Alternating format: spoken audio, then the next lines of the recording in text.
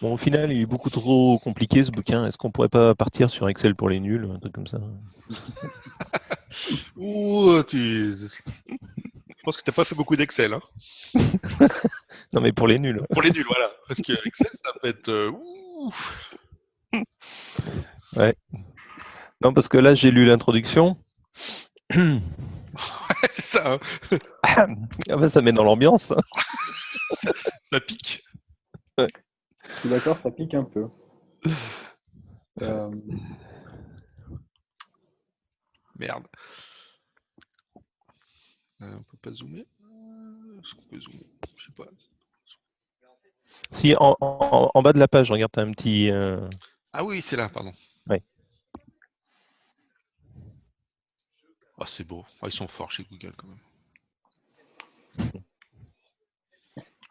Bon, la préface, on va la passer.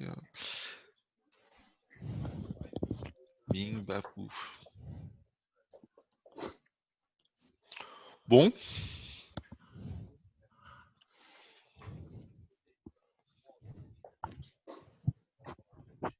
Comment procède-t-on? bah, moi j'avais envie un peu de. Vous l'avez lu, j'imagine, plus ou moins le Mhm. truc. Mhm. Ouais, ouais. je propose qu'on fasse un scan du truc et puis on s'arrête si on a des questions ou quoi. Non? Ou alors On va directement aux questions. on essaie de le paraphraser en français? Ouais, ouais, c'est bien ça. Ouais, on essaie de résumer les trucs qu'on comprend, quoi. Ouais, c'est ce que j'ai pas eu le temps de faire, enfin, pas pris le temps, et ce que je me disais d'écrire un résumé en fait Ouais, c'est une bonne idée ça. très court, hein, mais des idées en gros qui donnent quoi dans l'introduction. Alors,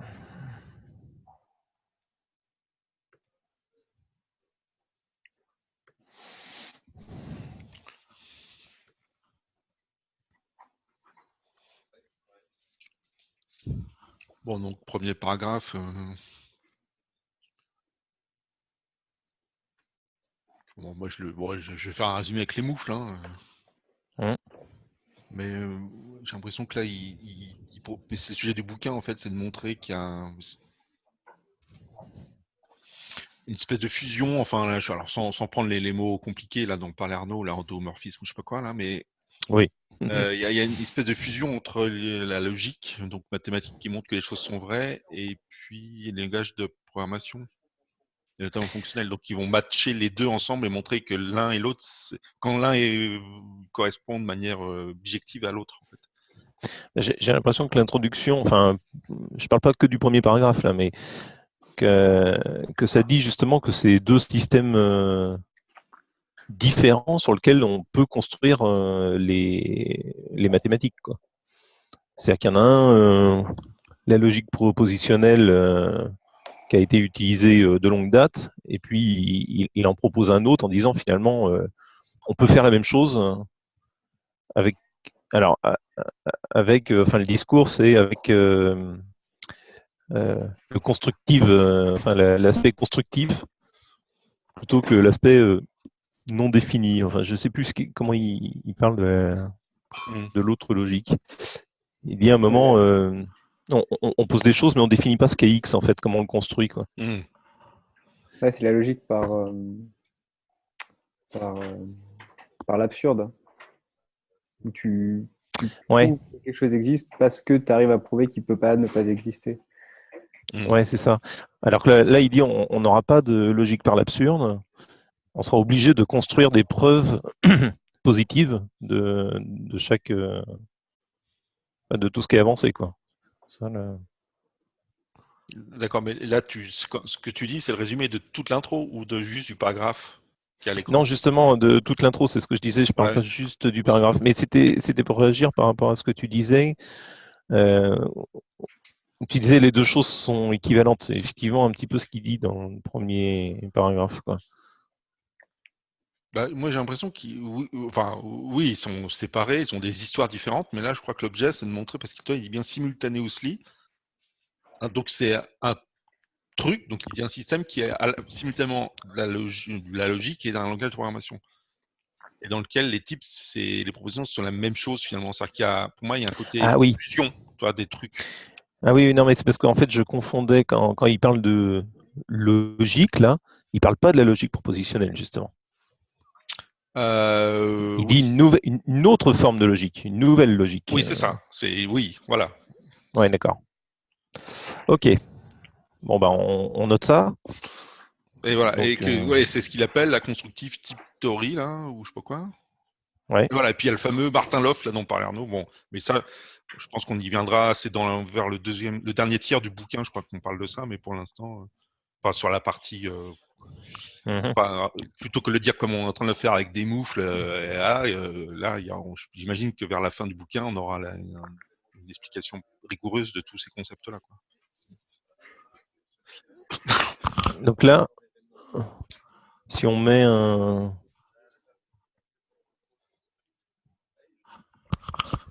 Comment on met un commentaire?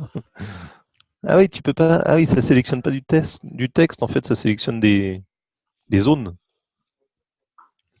Je sais Quand tu, pas. quand tu veux mettre un.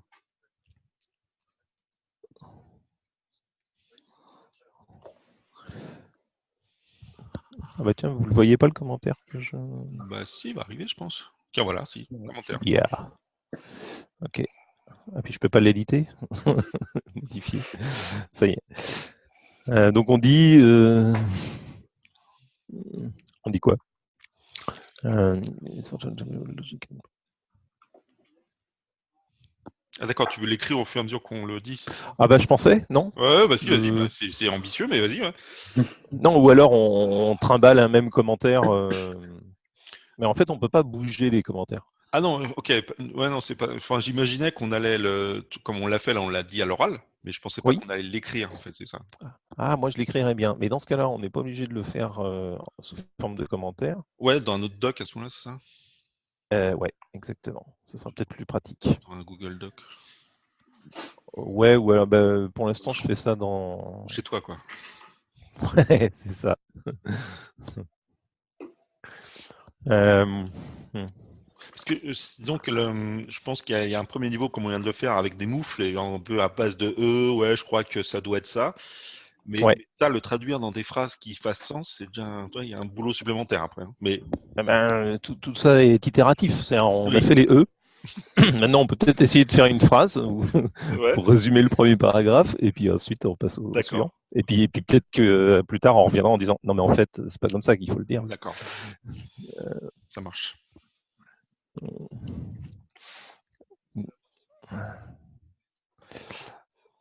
Bon bon.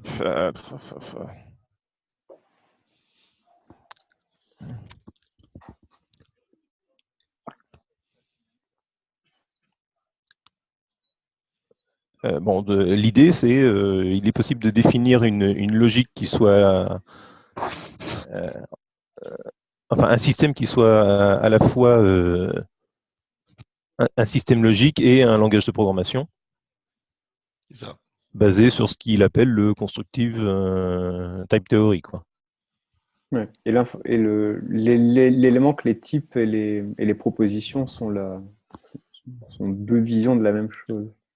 Ouais. Donc, il veut construire un système logique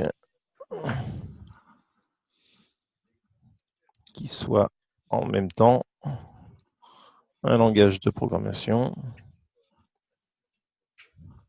et dans lequel les propositions et les types sont identiques, équivalents peut-être. Équivalent, ouais, je pense. Je pense même que c'est le terme qu'il utilise plus loin. Là, il dit identique, hein, mais après, je sais pas, après tout ça, oui. J'imagine, oui, il va définir ça de manière plus rigoureuse plus loin, c'est C'est ça. vrai.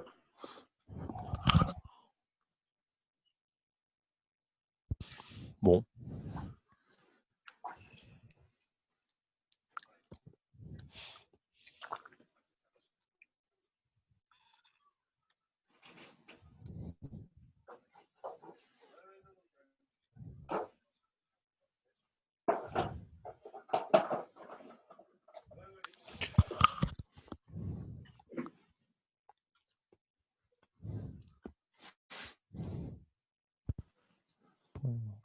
Ça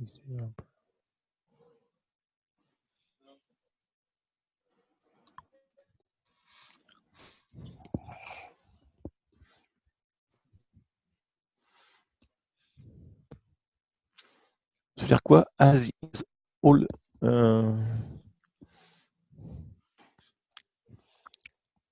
As is all too familiar, là, troisième ligne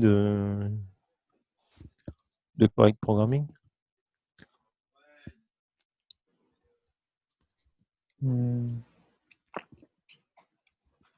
Enfin, c'est la tournure, as is all too familiar. Moi, je le comprends comme, même si on l'entend de manière courante, cette assumption est injustifiée.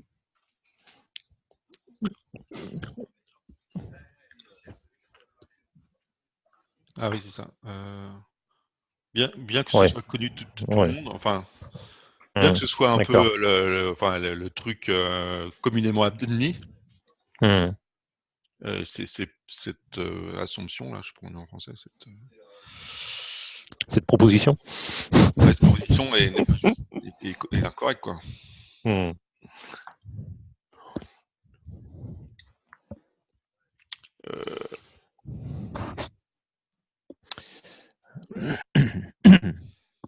Oui, enfin, ouais, parce que là, il dit, ouais, ok, le problème, c'est que il peut. La théorie, effectivement, qui voudrait que le programme corresponde aux spécifications. En fait, dans la vraie vie, on sait que ça se passe pas comme ça. Bon, mais en même temps, il y a peu de gens qui y croient quand même. Et puis après, il dit effectivement, on peut faire des tests, mais c'est naze parce que ça prouve pas, en fait. Comme c'est fait après coup. Puis, il parle de couverture aussi, non? À un moment donné, il dit. Ouais, c'est pas loin, c'est pas ici en tout cas.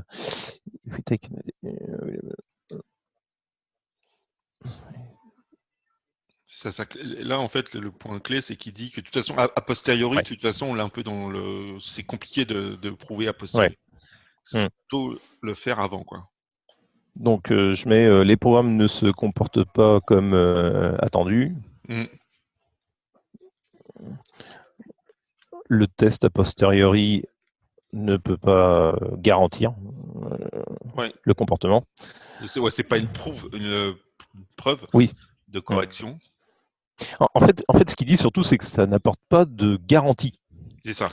C'est-à-dire que peut-être que ça améliore les choses, mais on peut jamais être sûr que finalement. C'est ça. Ouais, c'est ça. Ouais, parce que bah oui, on prend que des points particuliers. Ouais, c'est ça. Oui, parce qu'il y a, c'est ça, je me rappelle. Après, il parle même de tests génératifs, enfin, tests par propriété. Ah oui. Et il dit même ça, ça suffit pas, quoi. Mais c'est plus loin. Ouais. Donc les programmes ne se comportent pas comme attendu. Le test a posteriori n'apporte pas de garantie sur le comportement. Seule une preuve formelle, quoi. Qu'est-ce qu'il dit? Give a proof.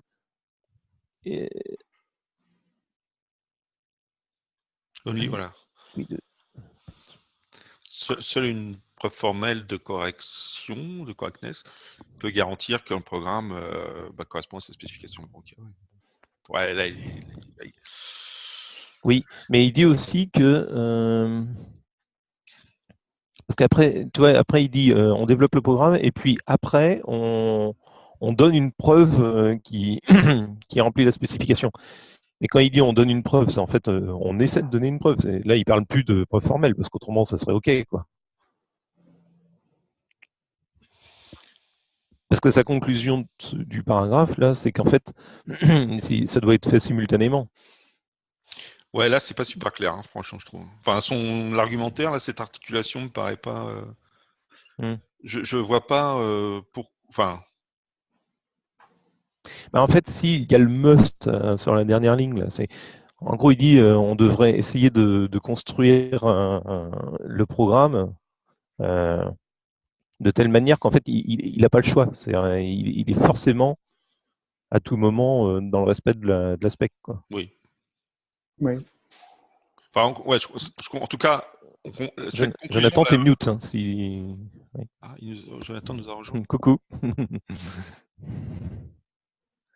Allô, allô. Là, vous m'entendez? Oui. Et nickel.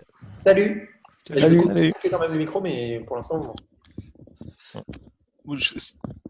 La dernière phrase, qui est celle que j'ai mis en bleu, là, moi, me paraît claire. Effectivement, on comprend bien que là, il veut mettre un truc a priori qui va contraindre le cycle de développement. Par contre, ce qui est avant, là, je suis pas sûr. Je suis pas super convaincu par ça, mais et en même temps, je crois pas que c'est important.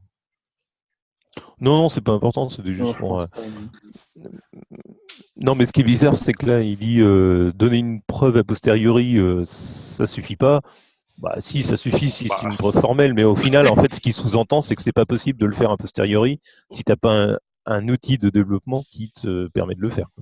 Ça se mord un peu la queue, quoi. Je veux dire, avec budget limité, un contrainte nulle, tout devient possible. Donc après, peut-être qu'il veut dire, c'est que. Enfin, j'imagine tout à fait que concrètement, si on essaie de le faire, c'est super compliqué. Et vaut mieux le faire un peu comme en TDD, de le faire en même temps qu'on développe. Bah, c'est même plus que ça. C'est que je pense que l'outil, le langage que tu utilises pour développer doit être le support de la preuve. Et finalement, tu retombes sur ce qu'il dit à la fin. C'est-à-dire que, Ouais, d'accord. Oui, c'est ça. en fait, ça va te guider tout du long, quoi. Pour moi, ce qu'il décrit là, c'est le TDD. Hein. Je ne sais pas si vous, Bah, si vous voyez comme ça, mais il dit précisément, c'est qu'il dit on peut effectivement, naïvement, développer le programme, puis en faire une preuve, mais le risque, c'est la phrase suivante, il y a la possibilité, le risque, que du coup, on se rende compte qu'il ne marche pas. Et c'est moins optimal que d'avoir suivi un process qui garantit ça. Ah oui. C'est juste une question de. Oui, ok, compris. Merci. Bah moi, pas compris. Du coup, quand est-ce qu'il parle du TDD? C'est en disant. C'est une boutade, mais c'est parce que, il parle de comparer deux processus qui, à l'arrivée, vont donner la même chose, c'est-à-dire un programme prouvé, ou dans le cas du TDD, un programme testé. D'accord? Sauf que il y a un processus qui juge non optimal, qui consiste à avoir un processus de développement et puis après s'occuper de la correction du programme, c'est-à-dire soit ajouter des tests, soit faire une preuve. Et du coup, avec une boucle qui on se rend compte, ah zut, c'est pas bon, du coup, il faut que je revienne en arrière, je recorrige, puis je refais, etc. Ça peut s'appliquer soit aux preuves, soit aux tests. En fait, je ne sais pas, parce qu'en fait, il dit testing cannot ensure the absence of errors. J'ai l'impression qu'il dit de toute façon. Oui, mais pour moi, c'est un autre aspect. Il y a un aspect temporel et un aspect de correction. C'est-à-dire que. Ouais, c'est ça. Ouais. Il déclare également que les tests ne sont pas suffisants. OK? Et c'est là que c'est pas le TDD. Ouais. Il dit les tests, les preuves, c'est mieux. Et après, il dit les preuves, c'est encore mieux. Les preuves, c'est bien, c'est mieux que les tests. Et c'est encore mieux que de faire les preuves après, c'est faire les preuves avant. D'accord. Mais pourquoi c'est mieux? C'est ça qui est étrange. C'est vrai que là, il n'argumente pas trop, mais je suppose qu'il fait appel à l'intuition que faire un truc bon du premier coup, c'est toujours mieux que faire un truc mauvais et le réparer. D'accord. Parce que pour te dire, là, on était dans la démarche de réécrire quelques mots-clés par paragraphe en français pour résumer la pensée. Et pour l'instant, on avait mis, donc pour ce paragraphe-là, les programmes ne se comportent pas comme attendu. Le test a posteriori n'apporte pas de garantie sur le comportement. Mais en fait, ce que tu dis, toi, c'est. Oui, c'est ça. En fait, le test n'apporte pas de garantie sur le comportement. Oui. Et la preuve a posteriori, c'est dommage. C'est ça. C'est naïf. C'est le mot qu'il utilise. C'est naïf et ça, c'est le potentiel d'une perte de temps. D'accord. Ouais, c'est naïf. C'est naïf, mais c'est pas grave. C'est juste, pour lui, si tu fais ta preuve a posteriori, tu peux quand même converger vers quelque chose qui est prouvé correct. Alors qu'il affirme que si tu le fais des tests, que tu les fasses avant, dans son monde, ça n'a pas de sens. Enfin, le test avant, d'ailleurs, tu ne peux pas tester un programme avant qu'il soit écrit, à proprement parler. Quand on fait du TD, on écrit le test, mais on ne peut pas l'exécuter tant que le programme ne tourne pas. Voilà. Et il affirme que quel que soit le moment où tu fais des tests, de toute façon, ce n'est pas suffisant. Et il dit que la preuve, c'est mieux. C'est suffisant une preuve, mais ce qui est mieux que de la faire a posteriori et de rattraper ses bêtises, c'est de la faire au moment où on écrit le programme. D'accord. Donc il faut essayer de prouver au moment où en programmant, quoi. Il dit c'est l'optimal, quoi. C'est effectivement, c'est réduire la boucle de feedback. Ça fait sens, quoi. Ça marche. Bon.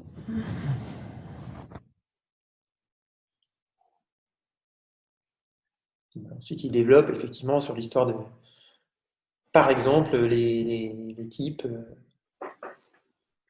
Bon, on les donne le cas particulier des types, quoi. C'est vrai qu'entre eux, tu peux écrire un programme dans un langage non typé et puis ensuite faire une démonstration ou appliquer un outil automatique qui va passer sur le programme et vérifier que tes types sont corrects. Ou alors, tu peux l'écrire dans un langage typé qui va t'intercepter dès que tu fais une connerie. Ouais. Voilà. Tu raisonnes, c'est bien, Jonathan, je trouve. Tu veux pas le traduire, le bouquin, en français? Non, bah non, non, c'est pénible les traductions. Enfin, à faire et Ouais. à lire. Bah, c'est plus clair qu'en anglais, là, en tout cas, ce que tu dis, je trouve. En tout cas, pour moi. Donc je mets les langages typés nous garantissent contre les expressions comportant des erreurs de type. On pourrait obtenir le même résultat avec un langage non typé, avec un examen a posteriori, quoi, en fait. Ouais. Voilà. Ouais, et donc là, on voit bien que ça serait plus chiant, quoi. Ouais.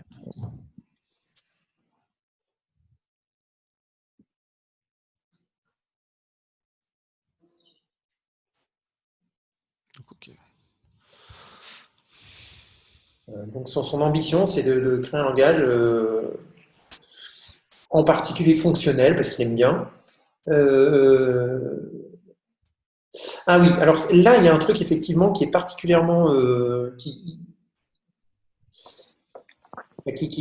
est assez violent et qui a l'air de rien quand même. Quand tu dis là, c'est où? C'est dans le premier paragraphe? Là, je ne sais pas si j'ai droit à un curseur ou pas, ou ça marche comment? Attends, ouais, normalement, tu dois avoir. Là, ma souris est sur l'endroit, mais Regarde, t'as pas un truc qui te dit annoter? Est-ce que tu le vois ou pas? annoter, oui, j'ai Vas-y. cette option. Ah, Et fais ça là, ça fait un petit. Normalement, tu dois pouvoir tracer. ah oui. Flèche, gomme, format, oui. D'accord. Alors, je voudrais faire. Où est-ce que tu dis que tu peux annoter? C'est dans Zoom ou dans… Ouais, Non, moi, c'était dans option d'affichage là-haut. dans Zoom, c'est un truc de Zoom. C'est dans la barre de menu de Zoom. Dans l'application Zoom, pardon. Ah bon? Ouais, par exemple, toi, moi j'ai un truc à noter, donc tu as soit ce qu'a fait là Jonathan, une espèce de flèche, mais tu dois pouvoir aussi dessiner. Par exemple, toi, tu peux faire je peux faire ça. Ah merde. Oula, j'ai fait un gros. Ouais, il faut mettre en mode. Voilà. Toc, toc, je peux faire ça. Je sais pas si vous voyez là quand je fais un. Ouais. Ça marche bien. Donc voilà, moi, c'était ça la phrase dont je parle, qui pour moi, ça, c'est un peu nucléaire quand même.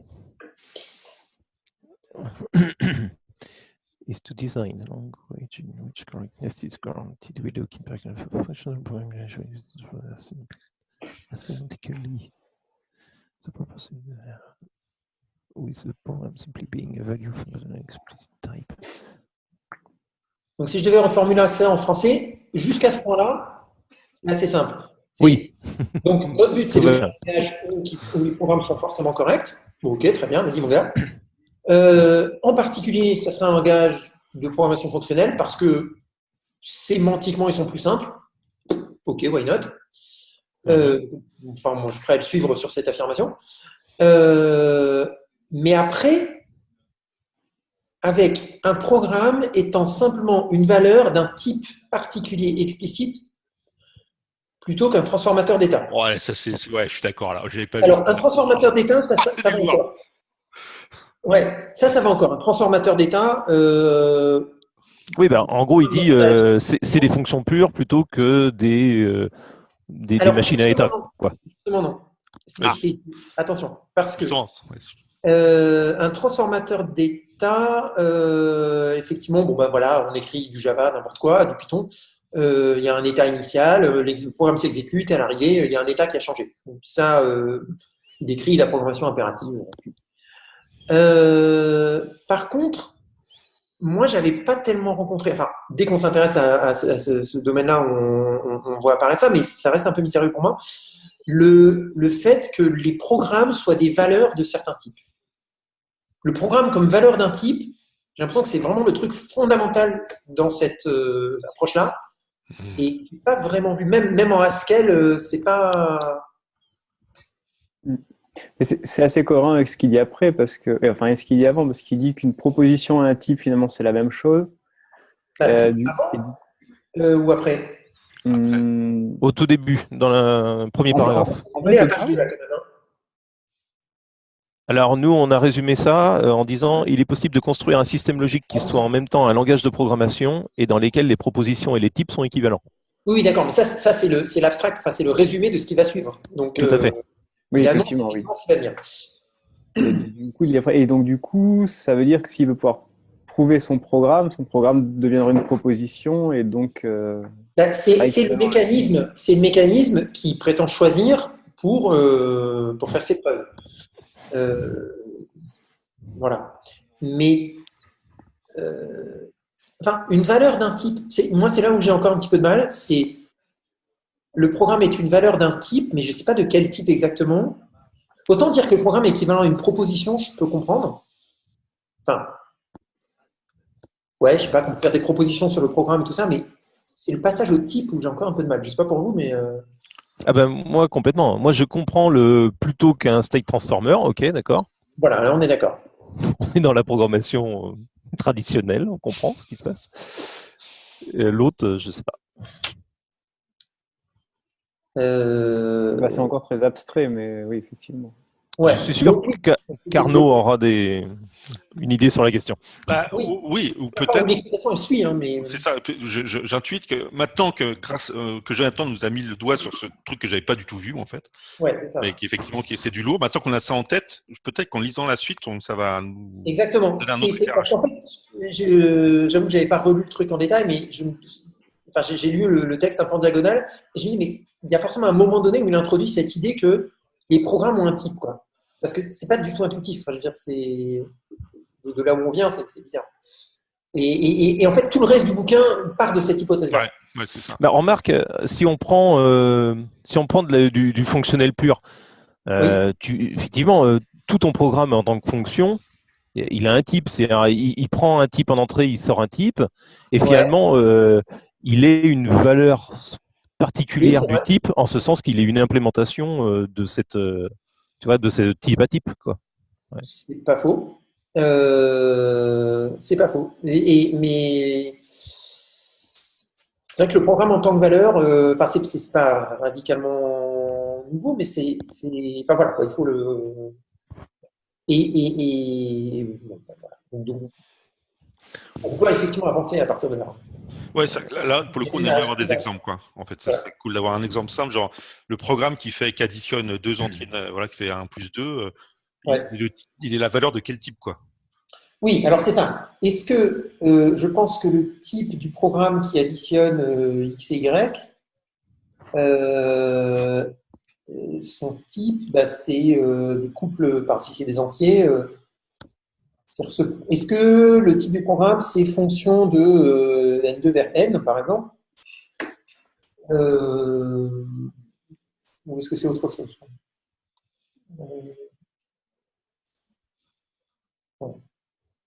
Ouais. Et est-ce que le concept de type ici est exactement le même que celui qu'on manipule habituellement? Parce que la première phrase du paragraphe, c'est quand même Our aim is to design a language. Donc ça, on repart de zéro, quoi. Je pense qu'il fait référence au concept de type en dehors de tout langage, là. Un concept... que moi je traduis dans ma tête peut-être à tort comme un truc d'ensemble en fait. Ça que... Oui.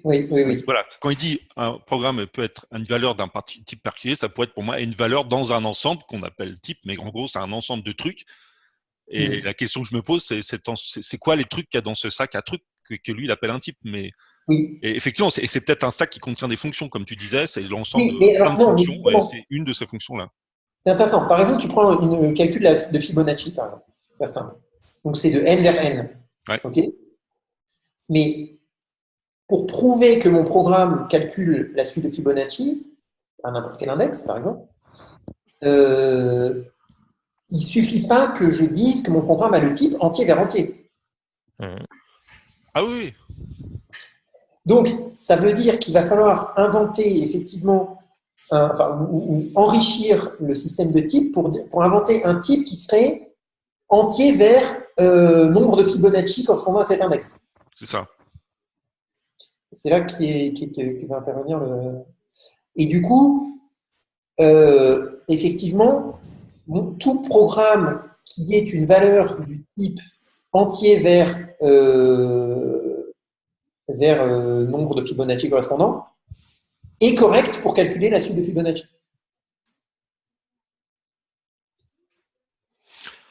Ouais. Ça y est, ça va exploser. Bah si, ça rappelle un peu la soirée Idriss, là, où on s'était aussi fait exploser. Ouais, c'est clair. Ok. Bon, comment on peut la résumer, cette phrase jaune?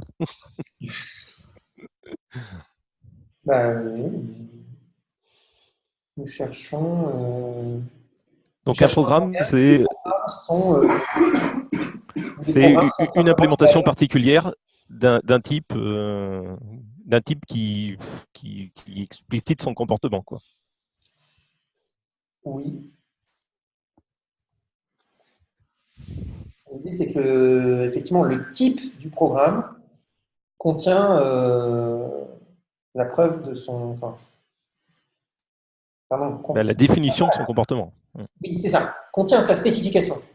On va encoder la spécification sur la forme d'un type. D'accord? Donc, on va définir le type des programmes qui calculent Fibonacci. Je ne sais pas comment. Et ensuite, on va prouver que notre programme, qui fait I-1 machin, on va prouver que ce programme c'est une applème. Appartient à ce type-là.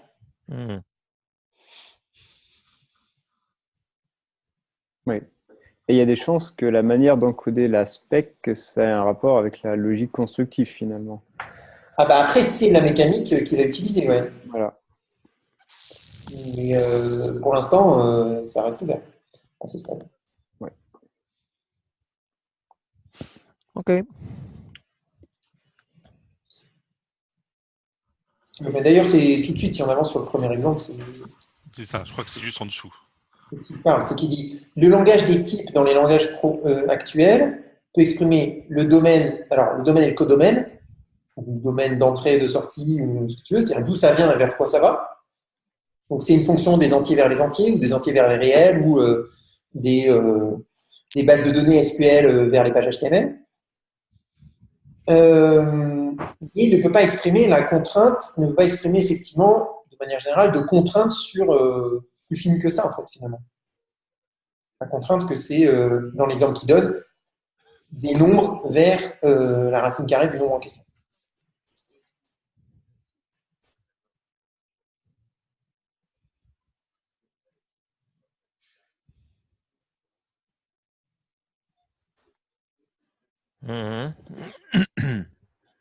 Okay. Ouais. Donc, les systèmes de type actuels, enfin existants. Donc, tout ça, moi j'en connais pas qui permettent de dire. Tu sais, par exemple, en Java ou même en Haskell de base, on peut définir une fonction qui va de integer vers integer. On peut définir une fonction qui va de integer vers quelque chose de plus fin, par exemple, de integer vers entier plus petit que 10, par exemple. Ok? On peut même dire, voilà, j'ai une fonction... Tu peux en Haskell, ça? Oui, si tu as défini un type qui est les entiers de 0 à 10, enfin, tu as énuméré les entiers de 1 à 10, et puis, je veux dire, on peut mettre des restrictions sur les domaines, sur ce qui est en entrée, sur ce qui est en sortie, qui permet de dire, par exemple, c'est pas très compliqué d'envisager de définir un type qui est les nombres positifs. Par exemple, je peux définir une fonction racine carrée et dire qu'elle n'agit que sur les entiers positifs, que sur les nombres positifs, et que ce qu'elle renvoie est toujours positif. Ça va. Et on a, dans des langages, y compris mainstream, il y a des technos pas trop compliqués, enfin pas trop obscurs qui permettent de prouver que ma fonction ne va jamais renvoyer un nombre négatif, ne va jamais renvoyer un nul, par exemple. Ça vous dit quelque chose, ça ? On peut, même en Java, là, aujourd'hui, c'est possible d'écrire des trucs qui disent cette fonction ne renvoie jamais nul. OK ? Ça, c'est pas trop de la science-fiction. Par contre, ce qu'on ne sait pas du tout faire, c'est dire cette fonction renvoie quelque chose qui dépend de ce qu'il y a en entrée. Ah oui, c'est ça. Cette fonction, par exemple, renvoie toujours un nombre plus grand que celui qu'on a passé en entrée. Là, on entre un petit peu dans le domaine des contrats. Probablement, en effet, ça doit être possible d'exprimer ça.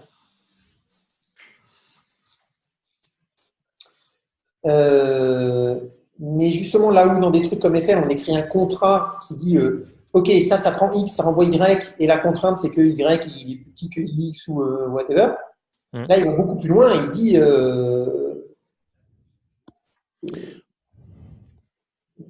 qu'on exprime vraiment un type qui correspond précisément à la spécification. Et en FL, il le vérifie à la compilation, ce genre de choses, ou c'est à l'exécution qui va mettre des précomptes postcomptes? Alors, je ne sais pas parce que je n'ai jamais fait des FL et je ne sais pas dans l'implémentation. Mais finalement, l'implémentation m'intéresse assez peu. Peut-être qu'il le fait à l'exécution, peut-être qu'il le fait à la compilation avec la limite de ce qui est calculable. Peut-être qu'il en fait une partie à la compilation, mais en fait, c'est pas. Voilà. Non, mais oui, non, mais ce que je veux dire, il y a une grande différence entre définir des contraintes qui vont être évaluées à l'exécution pour lever des erreurs et vraiment avoir un système de type qui est utilisé à la compilation. Même si ça se ressemble dans la manière de l'écrire. Ouais, je vois pas. Je suis pas sûr de voir une différence si grande que ça. Évidemment, c'est plus puissant de pouvoir faire des choses à la compilation. Mais le sens de l'histoire, c'est que un tas de choses qui pouvaient se faire que à l'exécution se font maintenant à la compilation. Ouais. Il y a des outils, par exemple, qui arrivent comment il s'appelle, qui arrivent à analyser du code JavaScript, pour démontrer que, pour vérifier des assertions sur les types, par exemple, des choses comme ça. Alors que, a priori, on peut penser que c'est vérifiable qu'à l'exécution. Mais par contre, la puissance des assertions qu'on peut faire, elle va être limitée par le langage. Et donc, c'est ce qu'il dit là, c'est que voilà, dans les langages actuels, on peut en gros exprimer d'où ça vient et vers où ça va. Mais on ne sait pas exprimer que, par exemple, ça calcule la racine carrée. Oui, pas le comportement. Mais et il dit, il peut définir le domaine, ok, les antipositifs, et le range. Le range, c'est quoi? C'est entre 10 et 20? Non, c'est des termes très spécifiques de mathématiques. Domaine, c'est ce qui rentre en fonction, et range, c'est ce qui sort. Ah, pardon, d'accord. Oui, non, mais c'est pas intuitif, mais c'est comme ça. Oui, non, mais c'est ok. Non, pardon. Si, domaine, oui, c'est ça. Si tu entends codomaine, c'est pareil. C'est range. D'accord. Donc le domaine, c'est les entrants et le range, c'est le résultat. On t'a parlé de domaine de définition des fonctions pour le moment. Oui, c'est vrai. Oui. Voilà, c'est le domaine de définition. Et ce qu'ils appellent le range. Oui, c'est ça. Le range, c'est, je ne sais plus comment, le domaine de sortie, je ne sais plus comment on l'appelle en français. Moi, j'avais un autre mot que codomaine au lycée. Mais, ok. Pourquoi il s'y rend pas. D'accord, mais pas le comportement. La spécification. Pas la spécification. Du comportement. Sinon, je ne comprends pas ce que ça... Oui. C'est un peu compliqué, je trouve, de parler de comportement pour un langage fonctionnel. Mais... Ah bon? Je trouve ça compliqué de parler de comportement, là, dans ce contexte, parce qu'on est en train de parler de mathématiques pures, quoi. Enfin, et si tu veux, la fonction sinus, est-ce qu'elle a vraiment un comportement, quoi? Elle a des valeurs pour tout réel, mais c'est pas un robot qui se déplace, quoi, qui fait des choses. Mais on se comprend. Ouais, tout à fait. En fait, c'est parce que je parlais pas de mathématiques, mais je parlais plutôt d'implémentation. Ouais, mais lui, il va parler que de mathématiques à partir de là. Mais je vois bien, oui. Ouais, j'ai l'impression que c'est l'opportunité que ça nous offre, la lecture, justement. Oui, tout à fait. Enfin, bon, après, c'est vrai que c'est bien aussi de revenir dans l'implème pour s'assurer qu'on a compris. Hein. On a besoin effectivement de s'ancrer sur un truc. Enfin, je sais pas d'ailleurs. C'est soit quelque chose qui est bien pour s'ancrer dans quelque chose de concret, soit c'est une encre littéralement qui va nous empêcher d'aller plus loin que ce qu'on sait déjà. Je pense qu'il faut faire des allers. J'ai l'impression que, enfin, vu ce que nous, enfin, en tout cas, ou plutôt moi, mon intention, c'est quand même bon, c'est pas que faire des maths, c'est à la fin, j'aimerais quand même aussi faire des programmes. Donc à un moment donné, je m'attends à faire des allers-retours en permanence entre les deux univers. Parce qu'effectivement, faire que des maths et jamais faire aucune implème, et bon, bah. Ouais, alors ça, c'est intéressant le paragraphe suivant aussi, là. Parce que du coup. Oui. Alors, oui, parce que justement, c'est chaque type. Tous les types, ouais, ou quand on dit every type, c'est. Oui, tous les types. Mais je pense qu'il parle des types. Chaque type. De programme, là, le même type qu'il y a quand il dit. Oui. Enfin, mais oui et non. C'est plus large que ça, c'est tous les types absolument.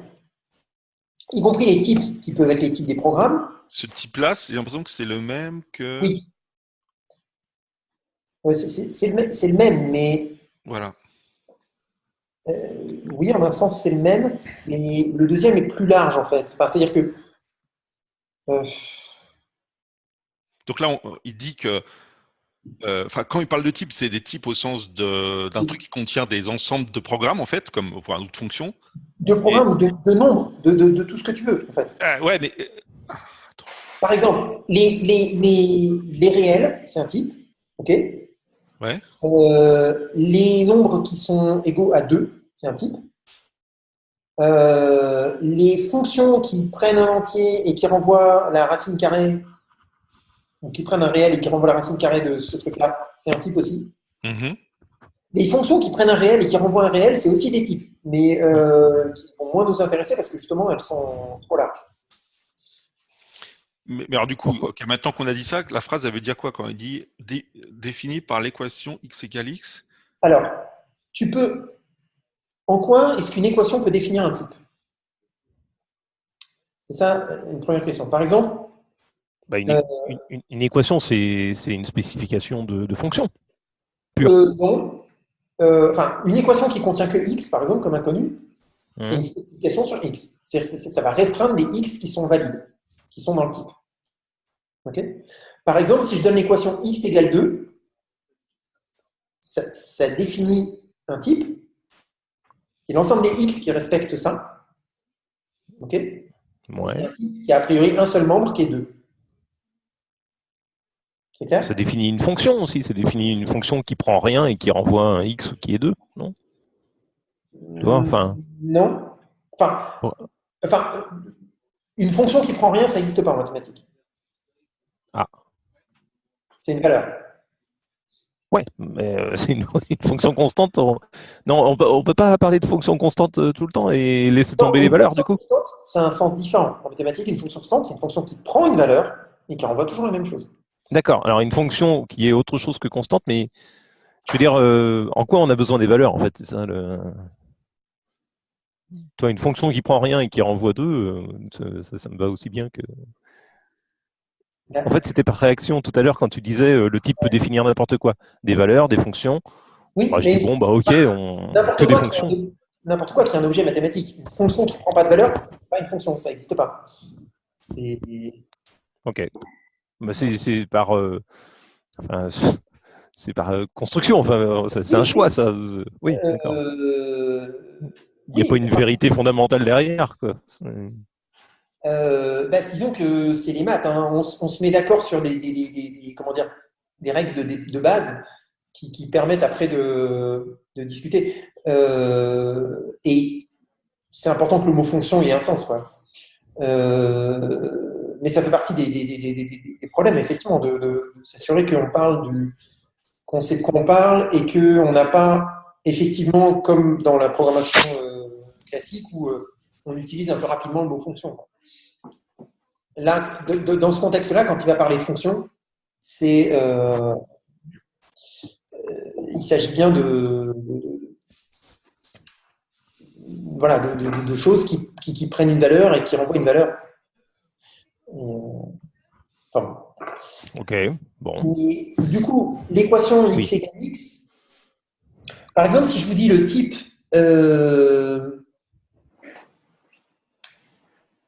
donc une équation peut définir une valeur. Si je vous dis le type des entiers, des nombres premiers qui sont pairs, par exemple, ou non,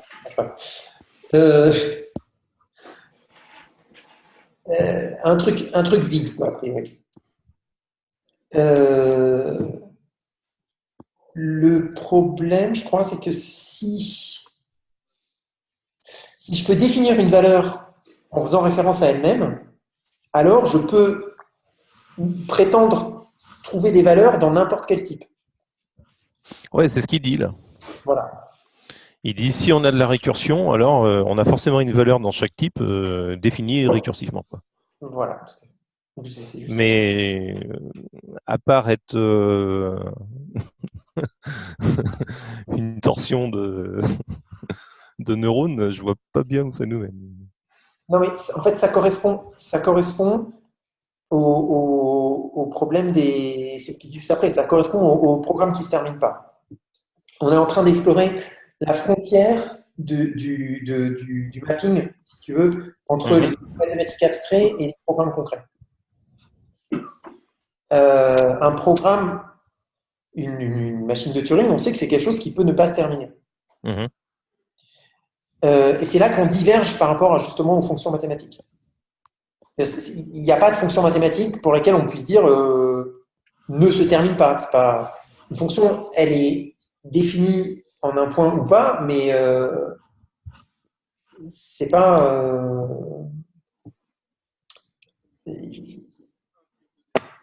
Elle peut pas ne pas se terminer. Et du coup. Oui, c'est pas un algorithme, un truc qui itère, donc il n'y a même pas. Elle existe ou elle n'existe pas en fait, mais elle n'est pas. Ouais.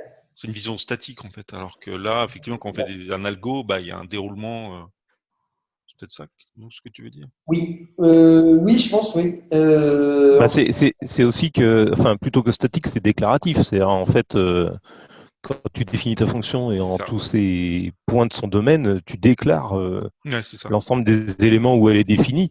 Et finalement, tu n'essaies pas de calculer explicitement le résultat. Tu te contentes de deux aspects, quoi. Ouais. Tu laisses la calculabilité aux informaticiens. C'est pas tout à fait aussi restreint que ça, parce qu'en fait, tu peux, justement, c'est là qu'il parle de correction totale ou partielle. Tu peux prouver que certains programmes qui sont présentés sous un algorithme itératif, même récursif, n'importe quoi, tu peux arriver à prouver que ce sont des programmes qui se terminent. Ce que dit Turing, c'est que tu ne peux pas, dans le cas général, le faire pour tous les programmes. Il y aura toujours des programmes pour lesquels tu ne pourras pas prouver qu'ils se terminent. Mais il y a des programmes pour lesquels tu peux prouver qu'ils se terminent.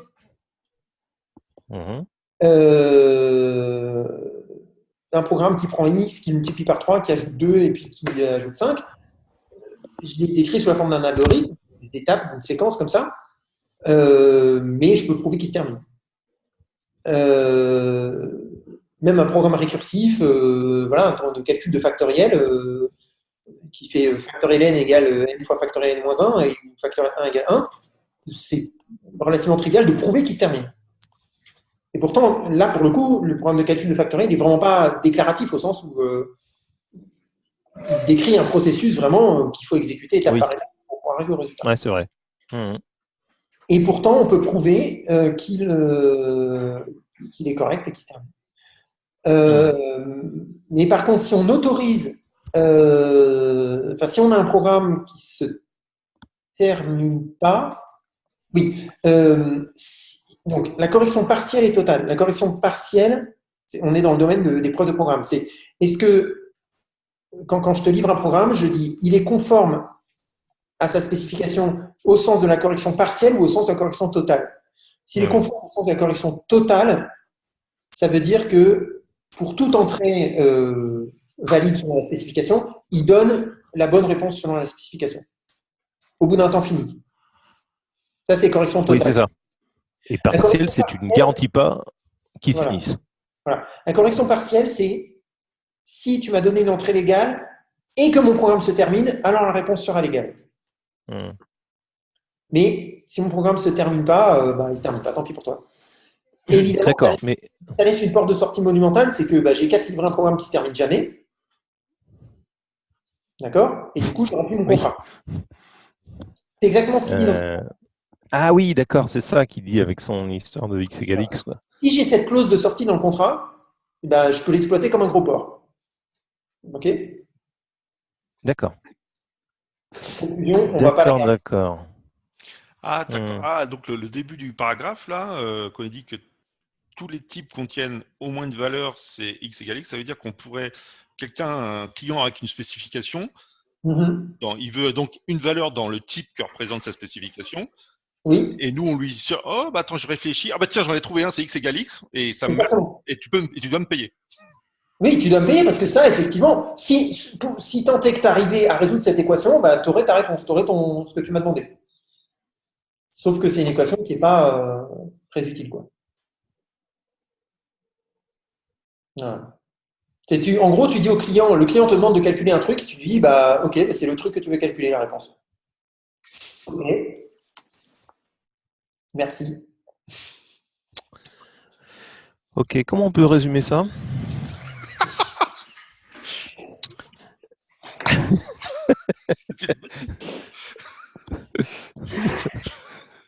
Jonathan, rage quit.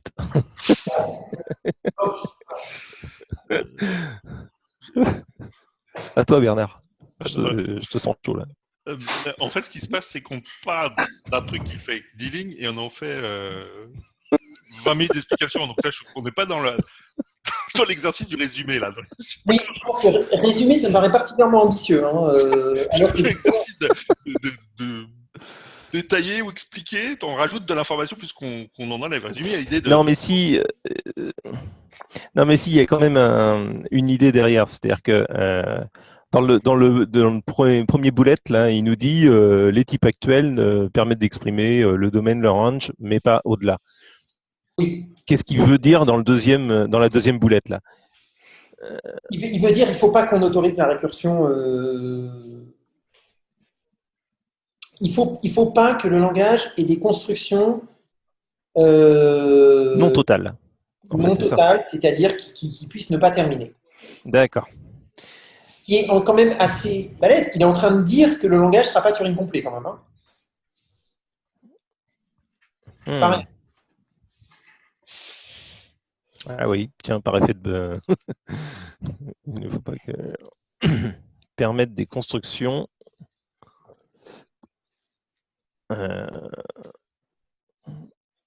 qui ne...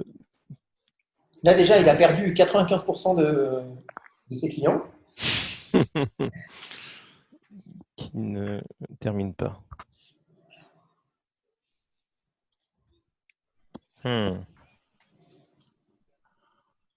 En fait, c'est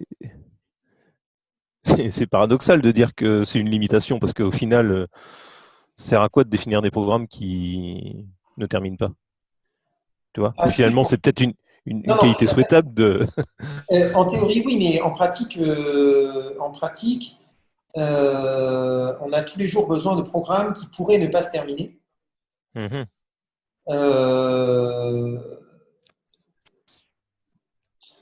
Parce que dans tous les cas qui nous intéressent, il semblerait qu'ils se terminent. Oui, par exemple. Effectivement, n'importe quel programme pratique se termine, enfin, ne serait-ce que s'il se terminait, peut-être qu'il se termine au bout de 10 secondes en disant time out, je n'ai pas trouvé de réponse. En pratique, c'est ça qui va se passer. Mais c'est effectivement Ouais, ou voilà la meilleure réponse que j'ai trouvée en 10 secondes. aussi, par exemple. Mais ça, Et est-ce que c'est... si, ça va rentrer dans son truc, mais ça va être Oui, c'est compliqué. ça. Hmm. Ça va être compliqué à exprimer, je m'attends. Je m'attends à ce que un truc que dans un langage classique, on peut écrire en disant, bah, en gros, tu boucles n fois, et puis au bout d'un moment, tu arrêtes si tu n'as pas trouvé la solution, ou tu donnes la meilleure. Je m'attends à ce que ça soit compliqué à exprimer dans son formalisme. On est dans l'approximatif là, qui marche en pratique, mais qui va être compliqué à prouver. Bah, c'est ce qu'il dit à la fin de son bullet. Hein. Oui, il faut qu'on puisse donner l'outil. En même temps, il faut qu'on trouve un truc pratique. Ouais. Ok. Bon. Et on se fait les 4 lignes qui suivent là, pour. Bernard, tu nous as quittés ou Non, allô? non, t'es toujours là? Ah oui, parce qu'on ne voit plus, c'est pour ça. On te voit, mais tu es très statique. Là. Ouais. Il y a des feuilles derrière toi. Tu vois dans mon jardin. Tu veux voir ma tronche là, voilà, c'est ça.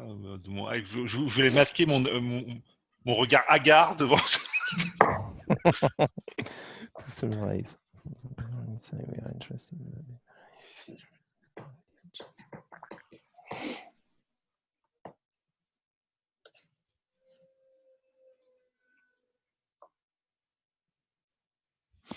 La dernière phrase là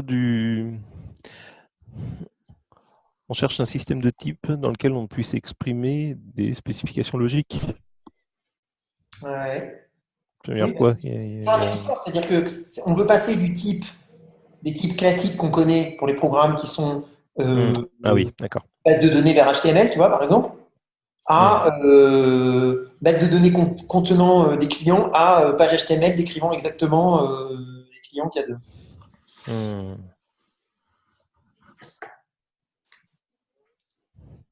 Ok. Il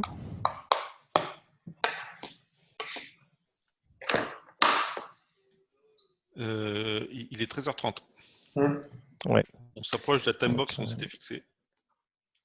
Ouais. Et on s'approche. On a lu une page. On s'approche de la fin de la deuxième page. On a fait 2 pages. Quasiment 2 pages. Mais ça, c'est parce que Jonathan, il était pas là au départ. C'est pour ça. Je suis pas sûr que Non, je pense que tu as même ralenti le flow, mais au moins, tu as creusé en profondeur. On n'a pas dit les mêmes choses. Voilà, il n'a pas ralenti le flow. Il a rendu visible le fait qu'on ne comprenait pas. Oui, c'est ça, mais c'est vachement intéressant du coup. C'est merde, on allait trop vite encore. Genre, t'as compris? Ouais. Bon. Si, bah, c'est un type, quoi. Ah oui. La même chose. Ouais, donc à ce stade, peut-être, justement, bon, je sais pas, j'ai pas envie de déborder trop sur la timebox et peut-être passer en mode plus débrief pour dire justement par rapport à cette session, la suite et tout, comment on a envie de continuer ou pas, comment on fait, comment quoi. Ah, très bien, oui. Moi, je trouve ça pas mal, hein. Franchement, là, Jonathan. Je sais pas si. J'espère que tu prends pas trop cher, mais autrement, c'est vraiment intéressant. Voilà, je trouve que c'est un bon résumé.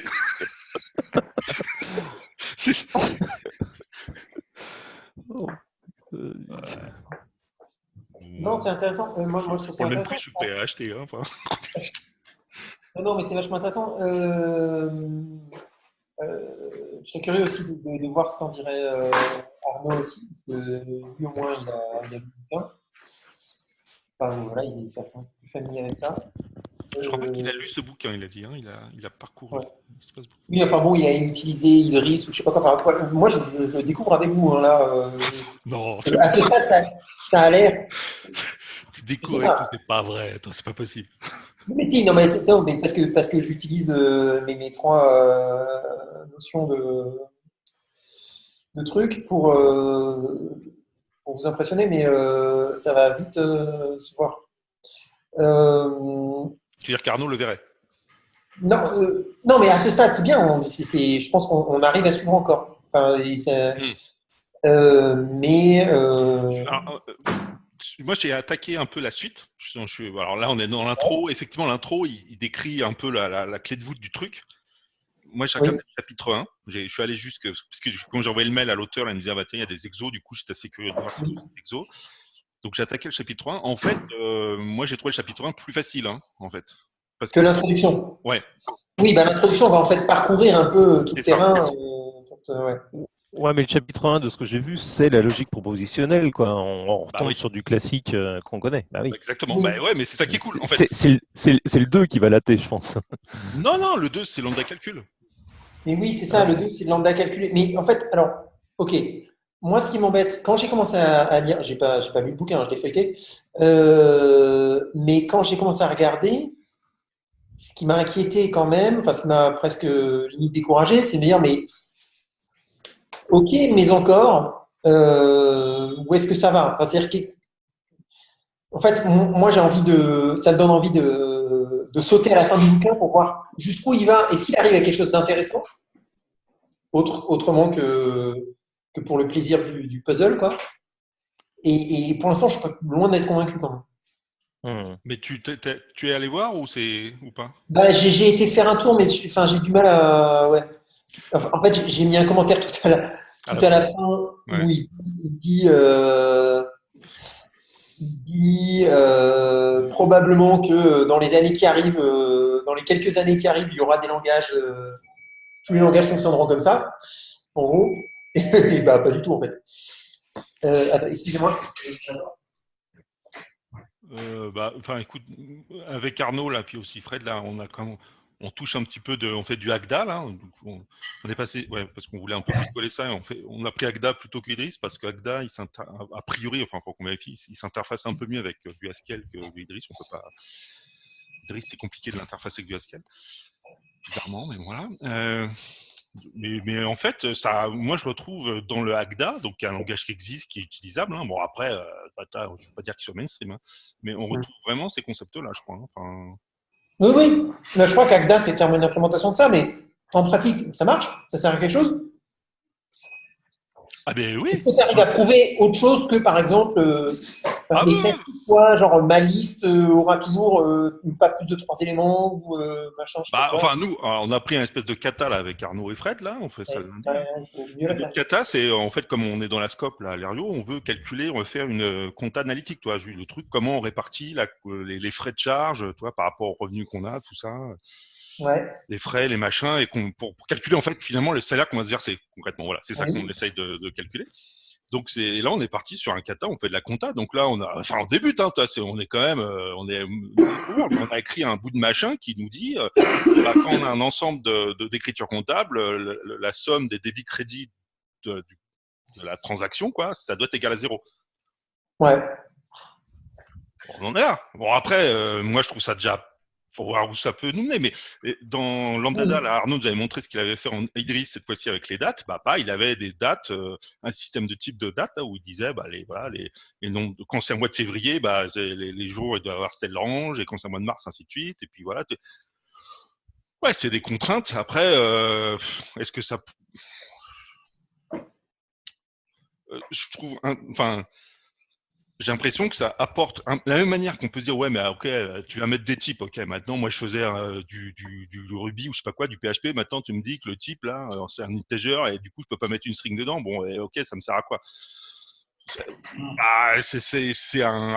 Pour moi c'est un rempli un peu ça apporte des garanties que effectivement que il y a plus de chances que le programme plante moins, on va dire. Voilà. Moi ça me paraît bien sur le principe, mais ce qui m'inquiète, pour l'instant, j'ai l'impression, et j'avoue que je ne suis pas rentré dedans, c'est une impression de l'extérieur, donc il y a plein d'a priori et tout ça, que ça va être une grosse prise de tête. En tout cas, le bouquin, en feuilletant le bouquin, ça me donne pas, c'est pas un très bon, c'est pas très vendeur. Ah ouais, non, c'est pas fait, c'est pas un bouquin, je sais pas quoi, la Manning ou quoi, là, ouais, c'est des maths, quoi. Il y a un putain de ticket d'entrée, quoi. Et du coup, alors pour aller plus loin, je me demande si ça a un intérêt. Est-ce que lire un bouquin comme ça ça serait pas comme, comment dire, l'équivalent pour notre métier plus classique d'aller euh, lire un bouquin sur l'électronique avancée ou sur comment les électrons se déplacent dans un microprocesseur, quoi. C'est super intéressant et en même temps, c'est pas. Il faut avoir des notions, mais c'est pas ça qui va nous aider dans notre travail. Alors, moi, j'en suis arrivé, non, enfin, c'est pas par le goût des maths, en fait, c'est par mais et moi, parce que j'ai l'intention, enfin, parce que voilà, je suis un petit peu dans faudrait qu'Arnaud soit là, il en parlait mieux que moi, mais enfin, limite, non, je vais parler de mon ressenti, c'est pas celui d'Arnaud. Mon ressenti, c'est que je vois effectivement, bon, qu'il y a ces langages qui sont là, Idriss, Agda, Coq et compagnie. Moi, j'ai l'intuition. Alors, ça reste des trucs quand même qui sont encore un peu mous, sortis du four de la recherche. Hein, on est Enfin, Coq, c'est pas nouveau quand même. ouais, À la fac, on me disait, ouais, vous allez voir, l'avenir, c'est Coq. Non, ce que je veux dire, c'est pas cuit dans le sens où c'est quand même beaucoup, même si ça a plusieurs années d'existence, ça reste dans un univers universitaire. Et donc avec des applications, s'il y en a industrielles, super limitées, du genre de la défense ou de l'avionique, quoi, des gens qui ont vraiment des trucs critiques et le budget qui va avec pour genre la défense, quoi, pour vérifier que le programme il fait ce qu'il doit faire, quoi. Néanmoins, donc on est quand même dans un truc, tu vois, c'est un peu la recherche nucléaire, quoi, finalement. Néanmoins, ça n'empêche pas que le truc a peut-être un intérêt et on est un peu dans un mode early adopter, c'est-à-dire que nous qui venons d'un monde qui est plutôt pragmatique, celui du Craftman, mais un peu plus que pragmatique, parce que quand même on vient du monde agiliste, TDD et tout, quoi. Toi, on n'est pas non plus, on sort pas de l'école 42, quoi. Toi, on a un peu de vécu, donc on sait que voilà, que par exemple TDD, que des gens pourraient dire ouais, mais on s'en fout des tests, que tu nous pètes les couilles avec ton truc, là, vas-y, pousse-moi le code en prod, et puis de toute façon, on y découvrira des tickets dans Jira et ça le fera, quoi. Nous, on sait que parfois, écrire des tests avant, faire l'effort d'y réfléchir à quelle gueule a le test, ça va avoir un bénéfice plus tard. Et je pense que là, c'est un peu la même chose, c'est qu'on a une intuition que faire cet effort-là, ça va avoir un bénéfice plus tard. Le problème, c'est que comme les gens qui ont réfléchi à ça, c'est que des universitaires, il manque du coup justement d'une vision pragmatique de qu'est-ce que ça donne dans un programme dans lequel on a comme des contraintes de délai, on n'a pas le budget d'Airbus ou de Thales. Et j'ai l'impression que nous, on est un peu la frontière de ces deux univers. On se dit on pourrait. Alors par contre, du coup, on pourrait trouver le chemin pragmatique qui fait la fusion entre cette théorie-là et les programmes que nous on souhaite écrire. Mais n'en demeure pas moins. Enfin, moi, j'ai essayé de regarder Agda, Idriss et tout. J'ai acheté les bouquins, même le bouquin sur Idriss. Il est bon. Tonton Arnaud et puis avec Nicolas machin ou Didier Pleindou qui en parle. Ça, bon, je comprends ce qu'ils disent, mais en vrai, ils font plein de références à des concepts mathématiques que j'ai pas. En fait, j'ai pas la culture, tout simplement. Et mon intention avec ce bouquin, c'est d'acquérir cette culture, justement, de pouvoir dire ah ouais, mais quand il parle de ça, en fait, ah oui, ça fait référence à ça. Ok. Après, il y a un putain. Et c'est un investissement qui est super lourd et le ROI, il est non garanti. Et moi, ce que tu dis, tout à fait valide, hein, de dire non, mais enfin. Mec, il ferait mieux d'aller prendre un bouquin sur Go. Non, mais en fait, il y a vraiment deux aspects différents. Est-ce que ces outils-là, ces langages-là ont un intérêt pour notre métier? Ok. Et là, je suis prêt je suis ouvert sur la question. Le deuxième aspect, est-ce que ce bouquin en particulier, enfin, ce type de bouquin académique qui s'adresse, en gros, les matheux par automatheux, quoi, est-ce que il va nous aider à comprendre ça plutôt que nous décourager, quoi. Mais en fait, moi j'ai pris ce bouquin parce que, enfin un peu bêtement, c'est le seul que j'ai trouvé en vrai, hein, au moment où je l'ai pris. Après, Arnaud, effectivement, il nous a signalé un autre là, qui est un peu du même type là. Je sais plus, il en parlait dans le Slack là. Il y a Frédéric aussi qui a trouvé un autre bouquin sur Agda qu'il a trouvé sur Amazon, mais un tarif, c'est en Kindle, il a 50 € en Kindle ou à 100 € en papier, quoi. Celui-là, c'est un PDF gratos. Oui, mais oui, ok. Et qui est quand même écrit aussi comme une forme d'un cours pour, justement, pas pour des thésards, pour des gens, bon, pour des mecs, en gros, qui sont en train de faire des études de maths ou d'informatique, quoi, en 3e année, quoi. Quand même, ouais. Donc, c'est pas non plus le mec de base. Mais tu vois, quand il attaque la logique, il fait quand même un chapitre pour rappeler l'essentiel de ce qu'on a besoin sur la logique propositionnelle. Pareil pour lambda calcul. Il y a un effort. Il y a un effort. Mais qui reste, voilà, il y a quand même un putain de ticket d'entrée.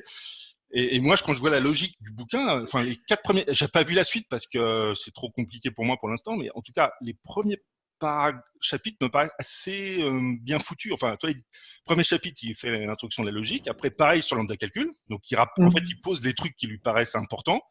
Il y a un truc sur le constructif thématique, tu vois, qu'il n'a pas trop détaillé, parce que là, à mon avis, ça part un peu plus haut dans les sphères et il rentre pas trop dans le détail. Mais voilà. Et de ces 3 piliers-là, de ces 3 gros chapitres, il en fait le 4e, qui est le truc qui fusionne justement un peu tout ça, de manière intelligente. Et après, donc c'est là qu'on va, Curie Award, Isomorphism, on a le fameux machin dont parlait Arnaud, et des trucs comme ça. Yes. Et après, le reste du bouquin, c'est une fois qu'on a posé un peu ça, là, on part dans sur les implications qu'a ce système-là, et voilà, et qui rentre dans des cas concrets de ce genre de Non, mais c'est pas mal, c'est pas mal. Mais du coup, je reste curieux du coup, je tiens. Je suis curieux de voir jusqu'où ça va nous mener. Moi, ce que je vois, c'est la vélocité qu'on a. C'est-à-dire que là, on est à 2 pages par heure. Ouais. J'ai pas l'impression qu'on va aller beaucoup plus vite. Bah non. Oui, même peut-être moins. Mais ouais. Voilà. Ça veut dire qu'un bouquin comme ça, là, on en a pour facile 1 an. Ouais, je sais pas, parce qu'en même temps, Voire plus. tu vois, dans ce que tu montrais là, aller jusqu'à la page 124, c'est déjà pas mal, parce qu'en fait, ça pose cette culture générale dont tu parlais. C'est vrai. Tu vois, et après, ça creuse.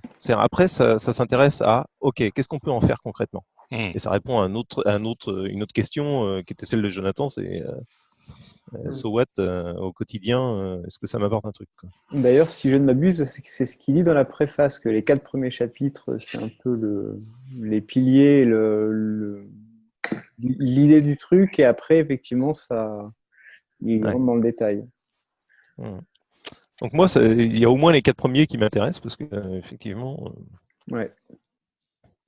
ça permet d'acquérir quelques notions pour suivre des discussions quand ça dérape dans les dojos Haskell ou des trucs comme ça, par exemple. Mais du coup, Bernard, puisqu'on est dans le débrief, là, tu dis effectivement, on a une vélocité de 2 pages par heure. Est-ce que tu envisages des actions à proposer pour changer ça ou... Non. En fait, moi j'ai beaucoup aimé cette session. Voilà. Okay. Donc je pense c'est parfait alors.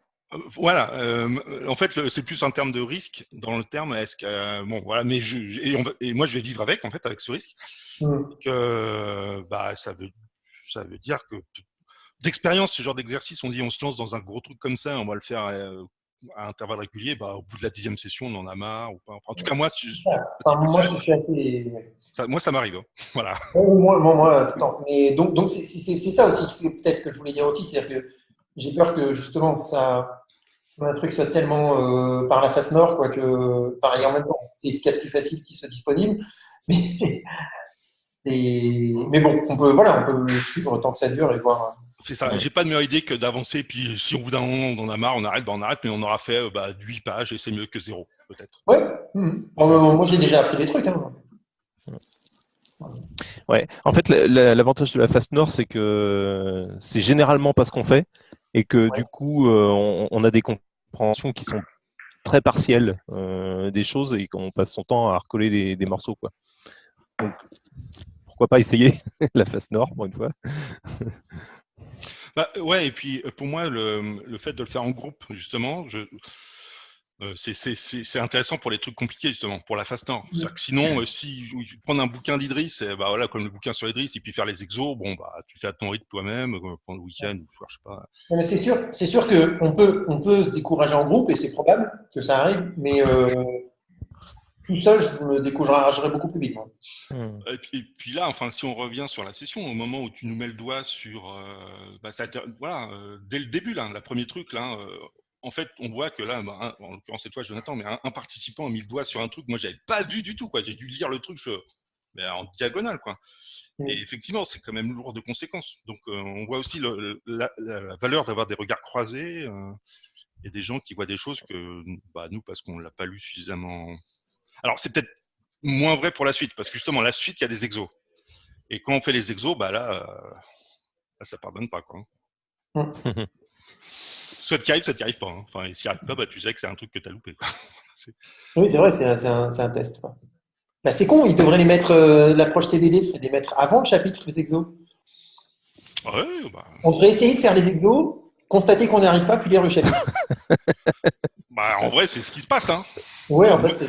Moi, c'est ce qui. On croit que tu as lu le chapitre, Preuve d'acquisition. tu vas faire les exos, Bah et tu te ouais. rends compte qu'en fait, tu l'as pas lu. Moi, j'ai fait les premiers exos, là, voilà, ici, là, un, Ouais. machin. En fait, moi, je suis quand même obligé de lire le chapitre parce qu'il faut comprendre ces notations. Moi, je les La connaissais pas. notation, ouais, tiens, Ça, bon, il y a un formalisme. Ouais. Et du coup, après, ça permet de comprendre la question et de donner une valide idée de comment répondre. Mais après, quand on essaie d'y répondre pour de vrai, c'est ça que j'ai oh putain, comment ça marche ce truc. Et je reprends le chapitre à zéro, quoi, parce que. Ok. Bien. J'ai posté les quelques notes sur le Slack. Ouais, merci. On reprendra là. Bon, du coup, est-ce qu'on refera un doodle pour le prochain ou... Bon, non, alors à mon avis, il vaudrait mieux les programmer parce que déjà qu'on est en train de dire que ça avancera pas. Le mardi, tout le monde peut ou pas? Ou ça pose problème? Moi, c'est bien, c'est l'idéal pour moi le mardi. Mais... Ouais, alors mardi, ça va aussi. Oui. Moi, ça va. Ouais. Ouais, bah, jusqu'à autre avis, on n'a qu'à dire que c'est mardi prochain. Et puis... Donc, alors, ça veut dire que le prochain, c'est mardi prochain? C'est ça ou... Ouais. Alors, du coup, on continue ça qu'on fait. Bah, voilà, on fait les pages. Alors, oui, du coup, est-ce que, parce que pour moi, groupe de lecture, c'était assez flou. J'ai pas vu de règles, j'ai peut-être raté le truc, mais est-ce que il y a une attente qu'on ait lu telle ou telle page ou... Alors, là, on avait dit qu'il fallait lire l'introduction, mais on n'avait pas dit ce qu'on ferait pendant la séance. Moi, pour l'instant, ce qu'on s'attend à ce que j'ai fait d'ici le mardi prochain, quoi. Donc, pardon, pas... et quelle est l'attente du groupe par rapport aux participants et je m'attends à ce que, est-ce que tout le monde arrive les mains dans les poches, est-ce que sans avoir même regardé le bouquin d'ici là, est-ce que ça c'est ok ou pas? Ça peut être ok, on le découvre ensemble, ou est-ce que on peut l'avoir déjà lu? Ben, a priori, non. De toute façon, mardi prochain, on va continuer, j'imagine, là où on avait laissé. Là où on a laissé. Et on a déjà dit que tout le monde devait avoir lu l'introduction. Donc, a priori, tous ceux qui vont venir l'auront lu. Mais oui, et en même temps, tu observes que. Enfin, moi, j'étais censé l'avoir lu. Et voilà, en fait, là, vu qu'on est vraiment dans profondeur d'abord, en vrai, comme on se pose la question sur chaque paragraphe de le reformuler, j'ai l'impression que cet effort qu'on a fait ensemble, là, moi, je ne l'avais pas fait quand j'ai lu, en fait. Ce que je veux dire, c'est que je pense que quelqu'un qui n'aurait pas eu le bouquin, qui l'aurait découvert en même temps que nous, il aurait pu suivre, en fait. Ouais, enfin, je pense que ça aide quand même. Ça aide. Ouais, je pense que de l'avoir lu une fois avant. Oui, je pense que c'est bien quand même d'avoir essayé, quoi. Mais oui, sinon, oui, ça me fait penser à une question que j'avais, c'est le côté, c'est vrai que je suis un peu en retard, mais le côté d'essayer de reformuler chaque paragraphe, ça force effectivement à vérifier qu'on a compris quelque part, mais d'un côté, j'ai peur que ça soit, comment dire, que ça ajoute du poids à un truc qui est déjà assez, je sais pas. Ouais, c'est parce qu'on savait pas. Moi, j'ai proposé ça parce qu'on savait pas trop comment prendre le truc, mais. On verra, de toute façon, ce que ça donne. Sinon, éventuellement, moi, je pourrais essayer de faire le résumé de la fin de cette introduction et que finalement, l'exercice de lecture mardi, ça soit d'amender ce résumé. Tu vois, est-ce que il y a des trucs qui ont été oubliés? Est-ce que tout le monde a compris la même chose? Est-ce que tu vois, pour essayer d'accélérer le truc, si tu penses que. Moi, ce qui me fait peur, je suis partagé parce que c'est entre avec la lecture, le principe de la lecture, c'est essayer d'installer quelque chose dans notre tête.